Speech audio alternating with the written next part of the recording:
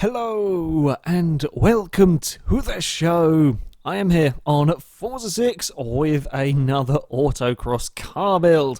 My vehicle today is the Aston Martin V8 Vantage.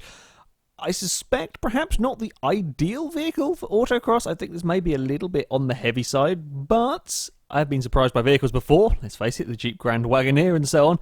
It might be an interesting one, certainly, to see how it fares around here. Now, we do have a relatively large amount of PI to work with, and we are likely to have a lot of power in this car, seeing as, C-Class, it starts off with 380 horsepower, 380 foot-pounds of torque. So it's quite a decent amount. Admittedly, it is 3,800 pounds, so quite a lot of weight. Tyre-wise, that's 285s on the front. We've got 305s on the rear, so pretty decent tyres for what we are going to be asking the car to do. I do fear that, the weight may be a little bit of a problem. The majority of the vehicles that have gone quickly around, certainly around the Autocross course, have been the very light ones. The Jeep Grand Wagoneer is about the only one that is an exception, and that's because I don't quite know how the Jeep does things. I think it might be magic. 3,800 pounds to begin with. I think all of this handling, I think we're going to be too slow changing direction. I think we might going to have decent acceleration in this. I think the power to weight ratio is going to be pretty good, but we're going to be too slow changing direction through the gates.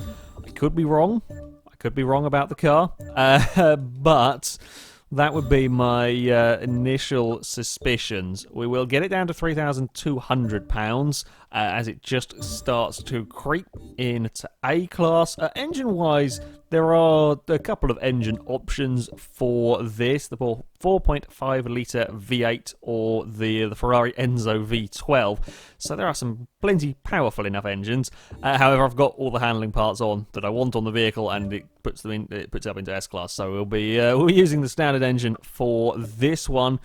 We do have the choice of going for an aspiration swap or adding one, really. I'm thinking supercharger is probably going to be the way to go. It does add a little bit of weight, but seeing as this car is as heavy as it is already, it's kind of going to be a bit academic, really. Let's try and get some of the weight off, though. If we can, exhaust is always a good place to start with those. It shaves as much weight as any engine part, pretty much. Now, sometimes the supercharger upgrade will reduce weight. Indeed, it does in this case. Sometimes it increases it. It just kind of depends on the car, really. This one, though, we will save a little bit of weight, and we've got exactly the same power as we do torque, okay? We're not going to be touching the intercooler and so on. They add a huge amount of weight. Let's see if we can get some more off with this. We will probably stick as many of the power parts as we can on the vehicle before doing things like gearbox and clutch and so on. With a vehicle this heavy, I'm just going to go for brute power, because they're not going to save enough weight for it to really be worth my time. We're going to go brute force on the Aston Martin. Whether that's a good idea for Autocross probably isn't, really, but I think it is the best way to go anyway with this car. 536 horsepower, 536 torque. We're still going up in pairs. Which ones did I not do over here? Did I do these? I did do that one. So it's this one here is the only one we haven't done. Does increase the weight ever so slightly. I'd perhaps rather not do that, and again, don't want to touch them. Okay, we've got a little bit of PI to play around with, so we might go and stick one of these bits in. Well, let's see if we can get the clutch in as well. Okay, we can put... now, do we go clutch or do we go drive? Let's see what driveline will do. I do want the driveline in, because that is a fair amount gone. We will probably want a differential in. Maybe flywheel, if we can. It's going to be an awkward flywheel one, isn't it? I bet the clutch is going to be exactly the same. Very annoying. Very annoying when it does this. Yep. Damn you. Right, okay, here's a plan. We will go flywheel, that one, and then probably have to go down one of the driveline upgrades. Please work.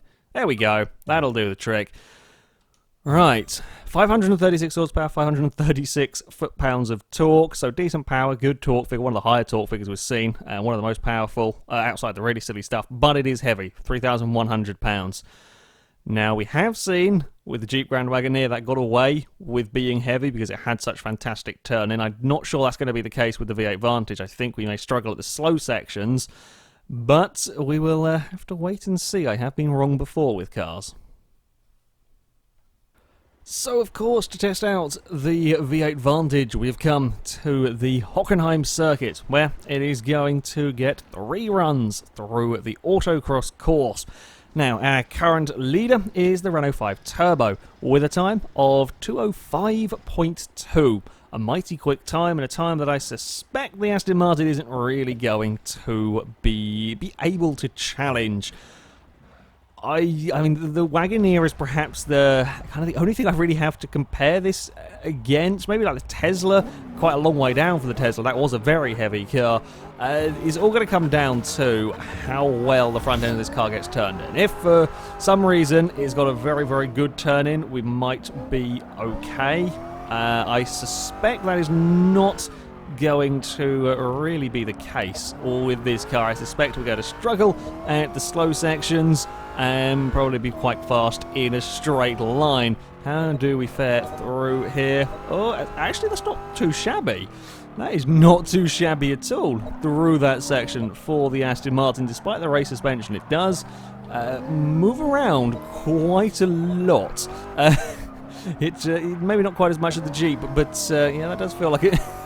Does feel a little bit wallowy. It's not a bad handling car though, certainly. It is a little rear happy. That's still pretty good speed though through that section. Are we going to be flat out through here? Yes, we are. Again, that's a fantastic straight line speed, 120 miles an hour. It's up there with some of the fastest cars that we have had go down here, and the supercharger does sound fantastic on this car. It really does. Right, little bit of oversteer, little bit of wiggling from the Aston down there. Make sure that you get it stopped. Now this is where we are likely to come a little bit unstuck, possibly. No, it doesn't feel bad through there, certainly.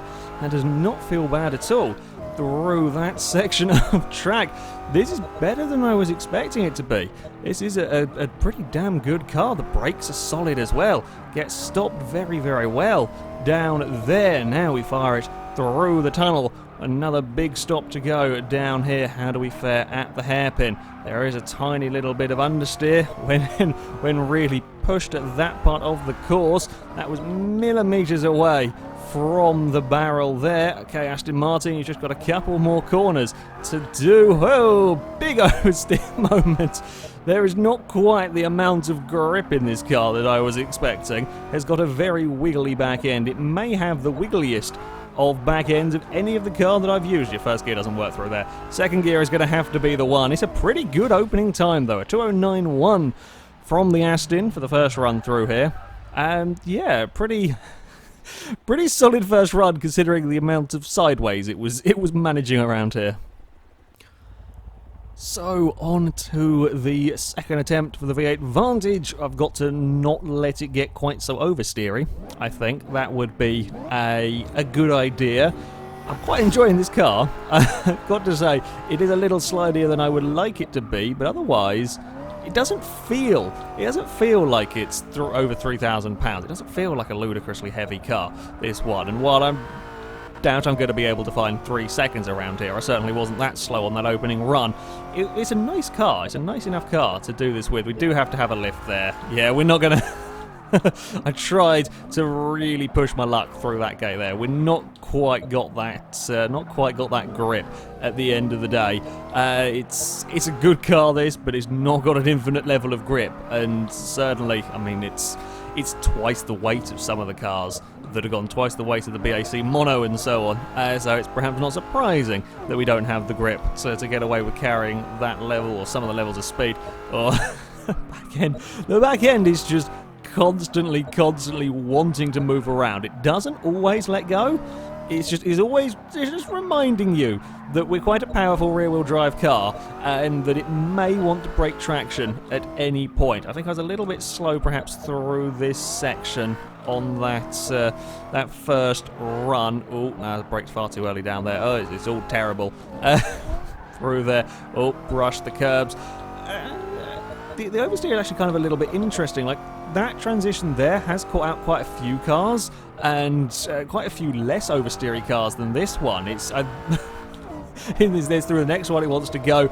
It is kind of permanently on edge with that rear end, wanting to move around, wanting to wiggle, and so on. So that is an interesting thing to deal with. Yeah, through there was too much. Okay, well, I can't quite push the car that hard through those sections. The back end will give up. At the end of the day, there's just not quite got the ultimate grip that we have seen from some cars as I run it a little bit too wide. Okay, well, this is quite what not to do. No, first gear doesn't work through there. It keeps feeling like it wants. It's so close to being first gear out of there. Doesn't work though. Okay, a little bit scrappy on that second run. Was trying to find some more time. Didn't quite work out. I think being smooth is going to be key to getting any time out of this Aston. On to the final run for the Vantage. I've got to try and stop the oversteer, pretty much. I've got to be as smooth as I can, really, with this car. If we're going sideways, we are wasting time around here, so if we can stop it from doing that, it would be good. I've got to say, I am impressed with the brakes on this car, considering this is a rather heavy vehicle. It's certainly 1,000 pounds heavier than the majority of cars that have gone. And it's very quick. You know, it's up to the 120 mile an hour mark down the back straight, but it's just as good on the brakes as some of the very, very light cars. So this has got some seriously impressive brakes, getting this relatively large beast slowed down. Again, you know, we're talking comparatively to the kind of cars that have gone through here before. Yeah, he's got probably some of the best brakes we've seen, really, considering the amount of mass that it has to get slowed down. And it doesn't feel heavy. It feels really good through these gates. Getting really quick down here. I am going a little early on the brakes, perhaps there. We could have maybe got that 1 more mile an hour out of it to equal the Cadet, but I want to get it stopped. Again, we want to be as smooth as we can through these sections. I did have a tiniest burst of wheel spin coming through there. Got it all back under control though. I think we are going to probably want first gear through here. Get that front end change direction there. Probably not a good idea to bump the curb. That will have the car wanting to go sideways. You can do this change of direction though, fine. We don't get oversteer through there. Jump on the brakes for this next corner. Sort the car out. Try not to have it slide through that section. There we go. It's a lovely, easy car, despite the oversteer. And it is one of the more oversteery cars that I have had to drive around here. Despite that, it's one of the easiest cars as well that I've had to drive around here. That is a real testament to just how good this Aston Martin actually is, if a tad oversteery for this course. Come on, Aston Martin. We've only got a few more gates to go, but these are probably not the gates that you particularly like.